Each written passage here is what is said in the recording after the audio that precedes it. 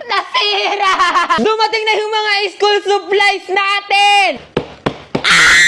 Miss niyo yung sigaw ko, no? Wala na tayong patumpik-tumpik pa. Buksan na natin to. Salamat pala, Flower, no, sa pagpapadala sa atin ng school supplies. Diyos ko, sobrang bigat nito. Ayan na, lumalabas na sila. Woo! Napakahirap naman buksan ng school supplies na to. Sakit sa ngipin ng styrofoam. Nakakangilo siya sa ngipin. Nangingilo yung ngipin ko. Kahin na natin.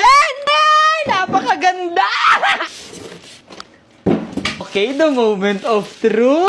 Ang ganda ng bahay ko na naman! Hala, sira yung bahay! Tingnan nyo, nasira siya, oh! Di bali na ipapaayos ko na lang to. Kaya na lang natin kung nasira yung bubong niya. Pero nandito yung mga bago nating make-up! So this is the Flower Nose Night Unicorn Collection. Tabi na lang muna natin tong bahay na to. Ito lahat ng school supplies ng collection na to. Isa-isay natin. Ito lahat yung kanilang lipstick. Sobrang dami nito. Aanhin ko to sa labi ko. Gusto nilang magkaroon. Eme-eme ka, tas hindi ka naman pala nakafollow sa akin. Meron siyang kulay purple. Ganito yung shades nila. Merong color white. Grabe, sobrang ganda ng kulay, oh. Ang cute. And more on nude yung mga colors niya. And of course, hindi talaga nawawala sa collection nila yung kulay pink. And ganito yung shades nyo. Tapos na tayo sa napakaraming lipstick. Meron din silang mga lip liner. And ganito sila ka-pretty. Meron din tayo ditong mga hair clips. Tingnan nyo naman kung gaano kaganda yung details niyan. And ganito yung itsura nyo. Diba sobrang cute sa mukha ko? Meron tayo ditong 3 powder case. And ito yung mga cases niya. And ito yung mga powder na ilalagay natin sa powder case. Buksan natin. Ala, sobrang cute naman. Ipasok natin yung ating powder. And ganito yung itsura niya kapag binuksan natin. Diba? Sobrang ganda. Ewan ko ba sa mga flower nose ko na to, parang ang hirap-hirap nilang gamitin. And of course, hindi mawawala sa collection nila yung mga brushes. Nito kagaganda yung itsura nyo. Diba parang nakakainayang siyang gamit-gamitin kasi sobrang ganda. Tingnan nyo naman yung details, diba? Sobrang nakaka-inlove. Meron din tayo ditong 3 palette. And ganito yung itsura nila, diba? Sobrang gaganda.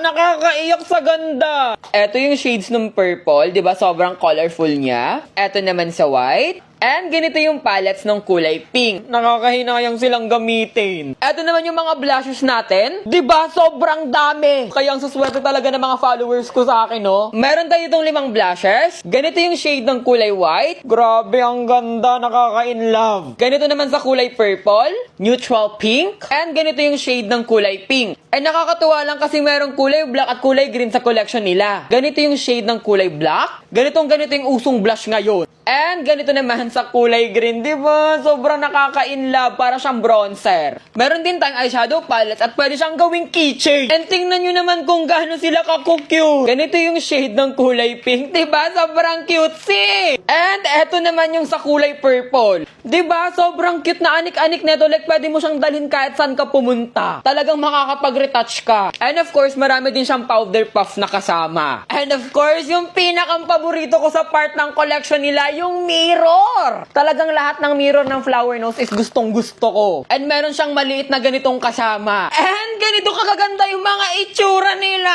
Sobrang sarap mag-thread with me kapag ganito yung mga salamin mo. And tingnan niyo yung isang mirror, oh. Diba sobrang cute? Kasya kaya sa bibig ko to? Kasyang-kasya! And eto lahat ng school supplies natin from Flower Nose. Diba sobrang dami nila? Talagang nakakalula yung dami. Kaya kung gusto mo ring magkaroon neto, alam mo na ako anong gagawin. Mag-follow, mag-heart, i-repost, at i-comment mo sa video na to kung bakit deserve mo ng Flower Nose from me. Bye-bye!